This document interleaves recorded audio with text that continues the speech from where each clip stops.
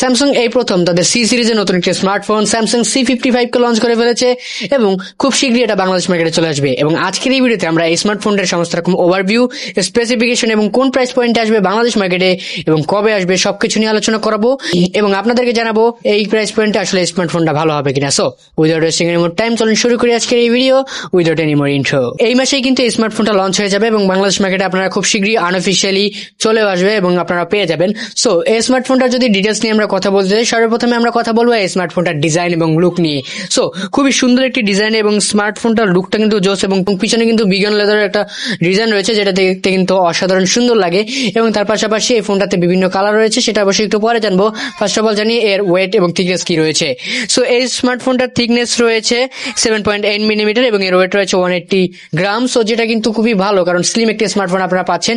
এবং তার পাশাপাশি যদি আমরা কথা বলি এই স্মার্টফোনটাতে আপনারা পেয়ে যাচ্ছেন ডিসপ্লে সেকশনে 6.7 ইঞ্চির একটি সুপার অ্যামোলেড প্লাস ডিসপ্লে এবং যেটাতে রয়েছে 120 hertz refresh rate, 1000 nits peak brightness এবং তার পাশাপাশি এটাতে রয়েছে কিন্তু always on display, 393 PP density এবং 86.4% screen two body ratio.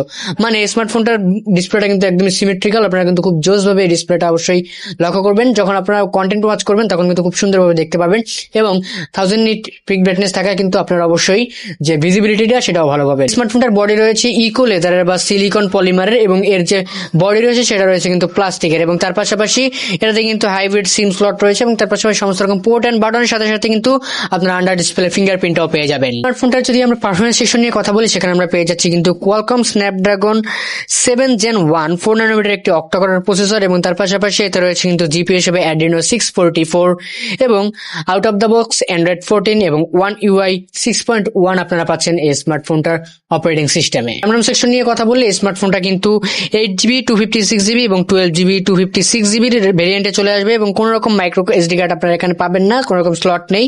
But আপনারা স্মার্টফোনটায় কিন্তু পেয়ে যাচ্ছেন স্টেরিও স্পিকার এবং তার পাশাপাশি কোন রকম 3 পয়েন্ট অডিও জ্যাক আপনারা পাচ্ছেন না। সো ব্লুটুথ দিয়ে কাজ করতে হবে। এই স্মার্টফোনটার ক্যামেরায় কিন্তু একটি চমক রয়েছে, সেখানে আমরা পাচ্ছি 50 মেগাপিক্সেলের f1.8 অ্যাপারচার ওয়াইএস সম্বলিত ক্যামেরা, আর রয়েছে 8 মেগাপিক্সেলের আল্ট্রা ওয়াইড এবং 2 মেগাপিক্সেলের ম্যাক্রো এবং তার পাশাপাশি 4K 30fps এ ভিডিও শুট করতে পারবেন। জাইরো বেস ইআইএস রয়েছে, মানে ভিডিও আপনার স্টেবল হবে। সেলফিতে কিন্তু 50 মেগাপিক্সেলের একটি সেলফি শুটার রয়েছে যেটা দিয়ে আপনারা 4K 30fps এ ভিডিও শুট করতে পারবেন এবং ফটো কোয়ালিটি কিন্তু ডিসেন্ট পাবেন। এই ফোনটাতে 5000 mAh একটি বিগ ব্যাটারির সাথে 45 ওয়াটের একটি ফাস্ট চার্জার পেয়ে যাবেন এবং এই স্মার্টফোনটার কালার রয়েছে দুইটি, অরেঞ্জ এবং ব্ল্যাক। অরেঞ্জটা হচ্ছে ইকো লেদারের এবং আরেকটা রয়েছে ব্ল্যাক কালারের একটি ভেরিয়েন্ট। এবং এই স্মার্টফোনটার প্রাইস আসলে বাংলাদেশ মার্কেটে কত হতে পারে সেটা অবশ্যই আপনারা কমেন্ট করে জানাবেন এবং এপ্রিল মাসের ভিতরে আপনারা কিন্তু আনঅফিশিয়ালি স্মার্টফোনটা বাংলাদেশ মার্কেটে পেয়ে যেতে পারেন, নাহলে একটু ওয়েট করতে হবে। যারা একটু স্যামসাং এর নতুন কিছু ট্রাই করতে চান তারা অবশ্যই ওয়েট করতে পারেন এই স্মার্টফোনটার জন্য। সো আজকে এই ভিডিওটা এই পর্যন্তই, দেখা হবে নেক্সট ভিডিওতে নতুন কিছু নিয়ে। Till then stay safe, be happy, tata and chill bro.